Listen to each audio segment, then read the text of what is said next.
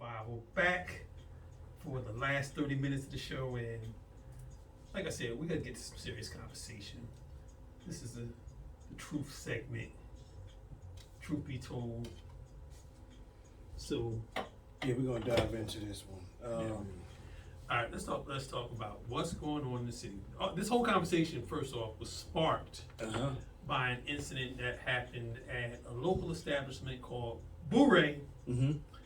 All right, there was an event there where, unfortunately, a fight broke out on stage. Mm-hmm. Not in the audience, okay, not amongst the patrons. It was some issue that I am not really privy to what was the quote unquote beef between the people who were fighting on stage, but that's where all the incidents started. Now, that incident, for better or worse, it's not the most uncommon thing to happen at a show. These are things that tend to happen no matter what the scale is. Right. Whether it's, corporate sponsored or local event, which just happened to be. Situations happen, fights do break out. Mm-hmm. Okay. The person's involved in that.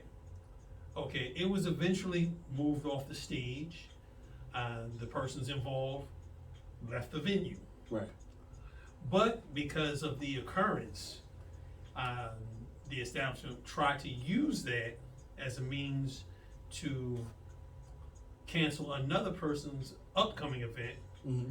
even went so far as to include that person's name as being involved in it, even though he was nowhere to be seen, Right. nowhere to be involved. In fact, was already at another venue when word got back to him. Yeah. Okay. And So- we're just gonna keep that person's name anonymous because they're not here right now. Right until now, their side, until their side of the story, until their, just what happened. So I'm just reporting what I saw. Right. Now, problem is, this particular event was not thrown fully by a local Atlantic City promoter. Okay. Not, as far as I can see, as far as vendor wise.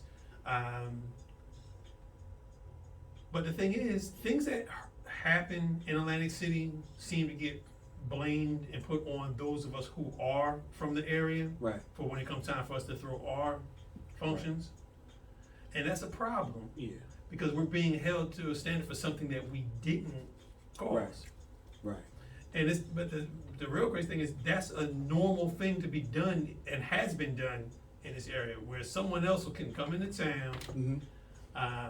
have an event that an incident occurs, Mm-hmm. but the people from here are the ones that are labeled with the blame for it. Mm-hmm. It's not a once in a while type thing. This is almost It's business as every usual. time. Business It's as usual. business as usual, and it gets me upset, and it gets a lot of the people upset that are locals, because it's like it's an all-out campaign against hip hop, not just what the face of the locals call it Atlantic City, but hip hop. Right. And hip hop shows, hip hop performances, anything associated, DJs, it doesn't matter. It's like as soon as it's an incident, they want to just try to ban all of it. Right. And Which is impossible because It's impossible. It's impossible. Hip hop music and culture and entrepreneurship is already ingrained into the fabric of everyday business now. Every day, it's just about in all business. And let's just be clear and keep it 1,000 right now. Hip hop music is the biggest genre of music in the world. Yeah. In the world. Okay? It's incorporated in everything from a Popeye's chicken commercial to Old Navy jeans commercial to whatever. It's incorporated in everything. Yeah. You can't just say we're not going to do this. It's a selling commodity. It's a commodity. Yeah, Exactly. that's what it is now. It's no longer just. First of all, it was always never just a music, but for corporate America, it is a commodity to be used to sell product. Exactly. Yeah. Because it's the driving force. It's the branding. Now, with that said, it's the strangest dichotomy of it's the driving force of what's selling, but at the same time, if you are a local independent artist and don't have the notoriety and sales of a commercially successful artist, you are still downgraded to not be able to have access to a number of venues that your contemporaries in other art forms Right. can get into. Right. So, and that's an issue that we need to discuss because on the one hand, businesses want to take advantage of, I'll say the black spending dollar. Of course. Because when some people say hip hop, they say it as code for talking about black people because black people are most affiliated Mhm. to hip hop, even though technically it is a genre across, races. Because black people are just much involved in the creation of hip hop as any. Yeah, Puerto Ricans definitely. So, but as far as the they face was on the of, ground. as far as the face of it, Yeah. at least definitely right now, Yeah. when you say hip hop, you're talking about young black males Yeah. for the most part. Yeah. And a lot of these businesses do not, they want to find a legitimate way to have an excuse to turn down persons who promote events that are hip hop based Mm-hmm. because they want to say, oh well, that type of music brings Violence. violence, and even though that particular event was not promoted or involving any of the local Yeah. hip hop scene. It puts a blemish on us because no matter how many good events that there were prior to that, Yeah. all it takes is one bad one. It doesn't have to necessarily be a local person's event, Yeah. but a bad event will put a stain on everyone from the area. In my opinion, it really don't put a blemish on us. That's just what the It- popular, it's a perception, I should yeah, say. popular consensus perception Right. of, because you can have fights have broken out, brawls have broken out at Right. rock bands, country bands, and performers that come to it, but that doesn't stop them. No. It Not at all. doesn't stop. That's the issue that I have In a fact, problem. they have a way of not highlighting the violence that broke out, Of course. and that's the thing that bothers me. Yeah. That you want to highlight. Well, first of all, before I get to something, fighting on stage is not an acceptable thing in the first place. Okay. Yeah, it could have been It's handled not- different. that's I'm not defending that at all. Yeah. I will not defend negative behavior, no matter what genre it is. Yeah. Because at the end of the day, it's not good business. Now, had that not occurred, this whole conversation wouldn't even have been talked about, Oh yeah. to be honest. Yeah. The same system of how they operate would have been in place, but it wouldn't have affected the few people who do get into these venues. Yeah. But because of the incident, they're using it as an excuse as to not book. Now let's go a step further, and I'm reaching here and I'm Okay. stretching, All right. right? You take that incident and they use that as a launch pad to say no hip hop in Atlantic City over this incident, right? Okay. Now, do you think they're gonna stop the Grammys because Will Smith slapped Chris Rock on stage? But first of all, that's the Oscars. Or the Oscars, The whatever you want to Oscars. call it. No, they're not going to stop it. Right. So why If should it- we stop if- the hip hop? Well, this is what I found funny when it first started spreading on social media. As, oh, they're trying to ban hip hop. No, they weren't trying to ban hip hop. They're trying to ban a particular event at that particular place because every place else outside of there, anything that was really hit was still going on. You literally still had a baseball field full of people out at Bayfield recently for the Cardi B event. Mm-hmm. That's current hip hop. Mm-hmm. It's not my life of hip hop, but for those who are active in the current era of rap music, Mm-hmm. it didn't stop that. The mayor was there for that. Mm-hmm. Okay, so it's still active. I think what we really need to talk about is what the specific focus is. They're talking about local, up and coming artists who are trying to make a way in their hometown and can't because the venues are trying to find a way to not allow them to perform. Yes, You're not gonna stop the commercially successful hip hop artists from coming into Atlantic City. Otherwise, you wouldn't be able to have big shows like when Platinum Productions bring their old school Legends of Hip Hop show Yeah. to Atlantic City. You wouldn't be able to have Nelly come into the Ocean Casino. If you wouldn't be able to have, as I said, this big show with Cardi B. You won't be able to stop DJ Envy coming to town when he brought his. Did he rename his car show? Because I know he can't call it Yeah. Coachella anymore. Yeah.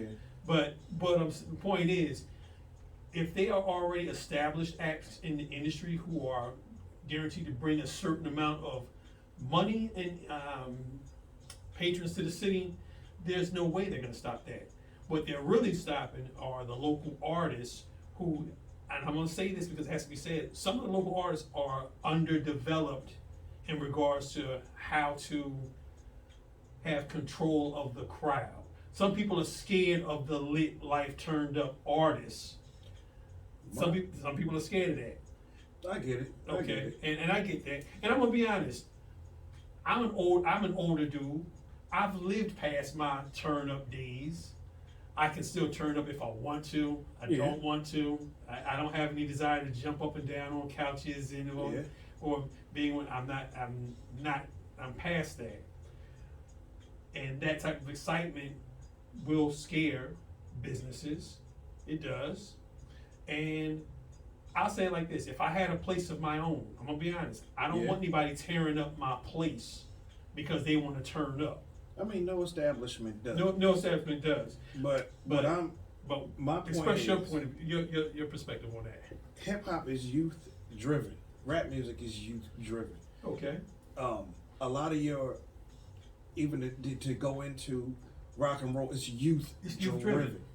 So there is going to be a lot of emotion, testosterone, aggression at their height because of the youth. Okay. They still have to learn how to conduct themselves. All right. Well, My thing is, okay. Go ahead.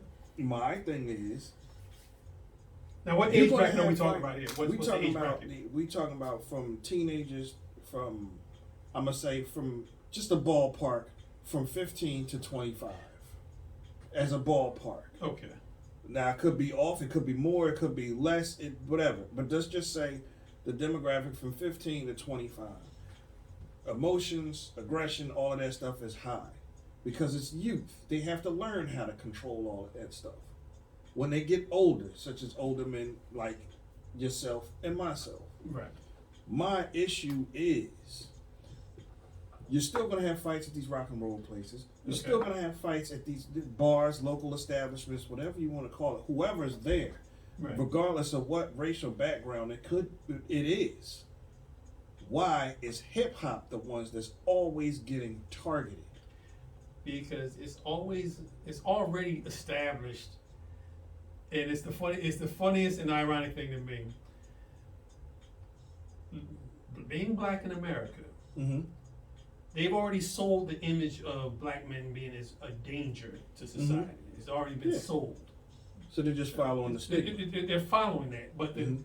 but if you followed history, some of the most heinous acts of cruelty were done by the colonials, who came over Yeah. and literally stopped the way of life for the people who were indigenous of the land. Mm-hmm. So My not to cut you off, but the way I see it is if these establishments don't want hip hop performances, hip hop music, right, due to whatever they claim to be and they as should be benefiting from the not only that, okay. let's put our money together and get our own establishment where we have it. So this way we ain't gotta go to nobody. That I can agree with. We ain't gotta go to nobody. But let me ask you this: why is it that you think that we go to these other places in the first place? Well, they have the establishments. Number one, they have the venues that would house what we're trying to do. Right. Um, All right. Well, let's flip it. The few black establishments that are open okay. aren't looking for hip hop, young, up and coming hip hop artists in the area to be in their places to put on productions and shows. Because they already have Let's just use Kelsey's as an example. Okay. Anybody that goes to Kelsey's know that that's a lounge. Okay. There's not going to be hip hop in there. It's not going to be rap in there. It's not going to be none of that in there because that's that type of establishment. Well, if that's the thing, these other places that we go into, Yeah. they didn't start out as hip hop places, but they were forced. This is funny. I don't want to say forced. They realized that there was a possibility to make a profit off of hip hop because the thing that they were opening up to be was not packing them in. I'll give you a better example. When Anchor first opened back up in Atlantic City, they made it known that they were trying to be a live rock venue. Yeah. Okay, live rock venue. Yeah. Okay. I approached them because I saw the possibility of what I can do on a night that's not one of their rock nights. And when they first started booking bands, there were more members in the bands than there were in the audience.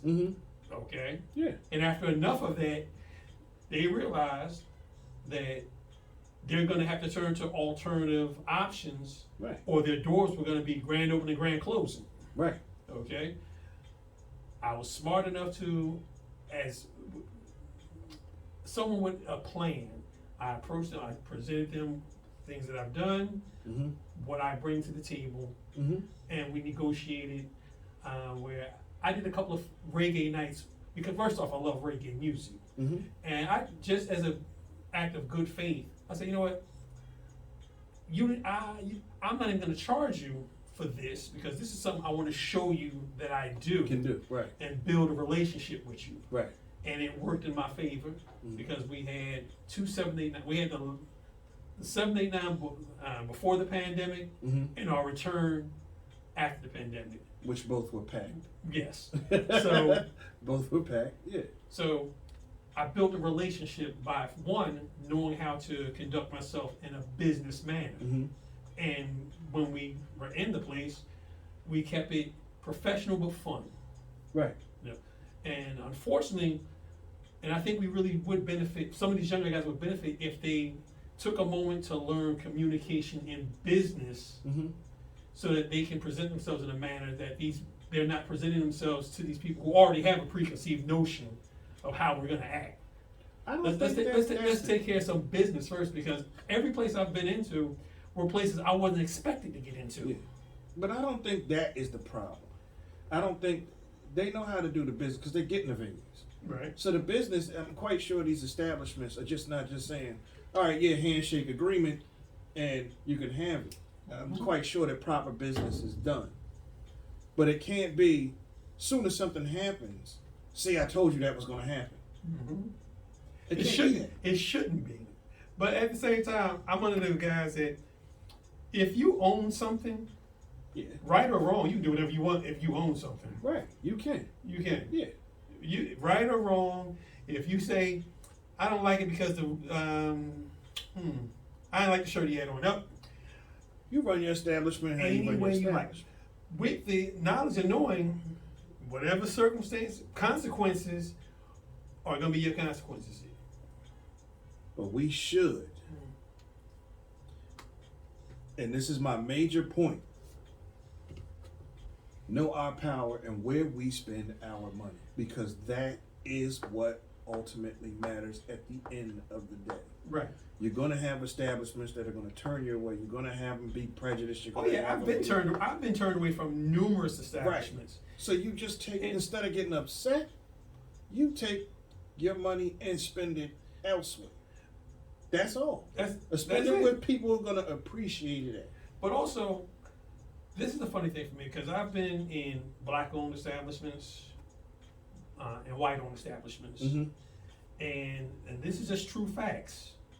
I can honestly say under certain circumstances, I got the best accessibility to do my thing in some of the white-owned establishments who weren't looking at what I was doing as just this odd thing. I'll give you a funny thing. I first started my very first open mic, I started at the Flagship. Now, that's a corporate setting. Right. Okay? Right. We had great turnouts. We were there for over a year. Okay? The only reason I left was when they tried to put stipulations on my crowd coming in. I'm like, well, you know what? I had a great run, but that's not gonna work for me. I left. Yeah. Now they had every right because it's their place. If they Yeah. wanted, if they had something that bothered them Yeah. and they felt that I should change it, they said what they wanted. Yeah. I made my decision. I'm like, I can leave. And that's a dirty tactic. That's a very dirty tactic. It It is. goes down. It does go down. Happens all the time. but it's But dirty. but it gave me the opportunity to see where I can take my open mic. In every location I've ever been in, I left from the flagship. I went to Bobby Laws. Big up to Bobby Laws because at the time he had a restaurant called Miss Lucy's Blues, Yes. Yeah. and he was attempting to build, like you said, to build our own establishment. Right. When he gave me the opportunity to be at his place, I took the opportunity, and I had a nice run there. Unfortunately, because of the nature of you have to evolve in business. You have to keep up Yeah, you do. with what's going on, and unfortunately, the doors eventually had to close. Yeah. Okay, so for the time that it was open, I made myself, I took advantage of it. Mm-hmm. Next place I moved to, which is where the last location where I have open, the Grand Fromage. Yeah, which was So- also a good place. Shout out to Mike, man. He let me Mike throw. Messina, yes. Yeah, he let me throw a lot of events there that was successful, I'm saying shout out to Mike because Mike is one of them that didn't let an incident. Exactly. You see what I'm saying? But- Say, all right, I don't want that here. And the funny thing for me is, every place I've ever been to with my open mic, I've never had an incident. Yeah. I evolved into 789, Yeah, never had an incident. So I'm very fortunate to have had an established run of successful events where the most I've ever had is maybe argument. Nothing has ever Yeah. carried past yeah, a verbal argument. yeah. Never had any fights at any event, and I hope I'm not jinxing myself, but I stand on that. No physical altercations at any event I ever had, and Yeah. I'm grateful for that. And I think that's why it was easy for me to get into places. Yeah. And Mike Messina at Grand Fromage. And Mike knew how to handle that too. Not that, yeah, because he's a kung fu master. But that's another that's a whole other story. We'll talk about that later. But what I liked about Mike Messina and why I got along with him, Yeah, he was all about live, local, yeah, and supporting artists. yes, And honestly, me breaking ground at his spot led to a lot of other people getting opportunities. yeah, Full Circle Entertainment, mm-hmm. Garden State Pusher, Yeah, DJ Acting Up, everything that came after I stopped my open mic, because I went to go out on a high note. I went out on top in my mind as far as that goes. mm-hmm. I set a very high bar, and a lot of people who followed after matched that bar. Yeah. And it's one of the things I'm I'm most one of proud of. I'm most proud that I was able to set an example, set a bar, Mm-hmm. and so many other people who came through Yeah, have followed through. yeah, So that's what I want people to really take away from this Yeah. conversation, that yeah, it's going to be hard out there. Know the territory that you're dealing with. Always be on your A game. yeah, And just do the best possible job with the resources you have. yeah. Because I'm all for supporting black business, Mm-hmm. and but at the same time, I'm for supporting business that's good, period. Yeah. It doesn't have to be black owned to be good for black people. Yeah. You Yeah, know? I agree. I agree with that 1,000%. So every place I've been in, I took advantage of the opportunity for as long as I had it. Yeah. Now, there is some business in this city that needs to be spoken on, especially in regards to treatment of how our events are judged compared to other events. Yeah. I also have to say, one of the things I liked about certain places was what I had access to, Yeah. as far as equipment. Mm-hmm.